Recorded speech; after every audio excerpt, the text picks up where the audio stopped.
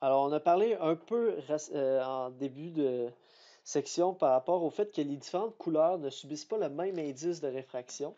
Alors, je voulais revenir là-dessus un peu. Alors, l'indice de réfraction d'un milieu dépend de la longueur d'onde de la lumière, ou en fait, on pourrait dire plus simplement de la couleur de la lumière, ou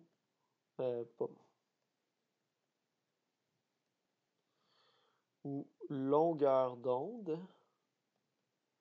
Mais là, vous allez vous dire que c'est ça la longueur d'onde. Alors, paniquez pas, on va parler de ça amplement au prochain chapitre. C'est juste que ça me tentait d'introduire le terme à ce moment-ci. Mais c'est juste pour dire, les longueurs d'onde, c'est les différentes couleurs de la lumière. Donc, les bleus, puis le jaune, le orange, c'est toutes des longueurs d'onde différentes. Mais bref, c'est ça. Donc, l'indice de réfraction dépend de la couleur de la lumière. Donc, chaque couleur subit un indice de réfraction différent. L'utilité du prisme, séparer justement les différentes couleurs de la lumière incidente. Séparer les différentes couleurs de la lumière incidente. Donc, par exemple, ici, on a un faisceau de lumière, un rayon de lumière blanche, donc qui contient toutes les couleurs. Le blanc, c'est la somme de toutes les couleurs. Là, à l'intérieur du prisme, il commence un peu à se disperser, mais c'est pas encore très fort. Mais à la sortie du prisme, là, on a vraiment une belle dispersion qui se produit. Et là, on a toutes les couleurs de l'arc-en-ciel qui sont séparées. Ce qu'on appelle le pouvoir de dispersion du prisme, le pouvoir de dispersion, c'est la capacité, le pouvoir de dispersion du prisme égale la capacité du prisme à séparer les couleurs. Le pouvoir de dispersion du prisme égale la capacité du prisme à disperser les couleurs, à séparer les couleurs. Et le pouvoir de dispersion, on va lui donner le symbole oméga. Faites attention, c'est pas W, c'est la lettre grecque oméga, la dernière lettre de l'alphabet grec. En passant, c'est la même lettre qu'on avait utilisée en mécanique pour la vitesse angulaire. Voilà.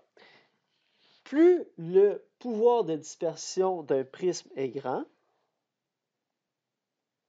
plus le pouvoir de dispersion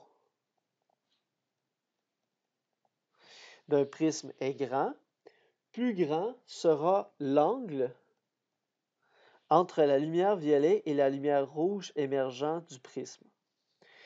Donc, ici, ce qu'il faut comprendre, c'est que le rouge et le violet, ce sont les deux extrémités des couleurs de l'arc-en-ciel. Les deux extrêmes, les deux couleurs extrêmes. Donc, plus le pouvoir de dispersion est grand, plus le rouge et le violet vont être envoyés à des angles différents. Mathématiquement, on peut définir le pouvoir de dispersion, on le symbolise oméga, comme étant égal à l'indice de réfraction que va subir le bleu dans le matériau, moins l'indice de réfraction que va subir le rouge, divisé par l'indice de réfraction que va subir le jaune, moins 1. Donc,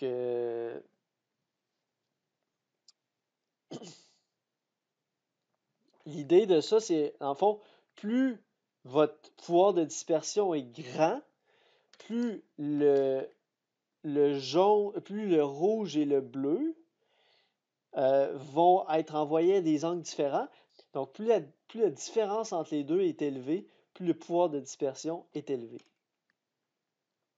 Puis finalement, l'indice de réfraction du jaune, moins 1, agit un peu comme une espèce de facteur de normalisation dans cette équation-là. Donc, c'est un peu ça la logique de l'équation.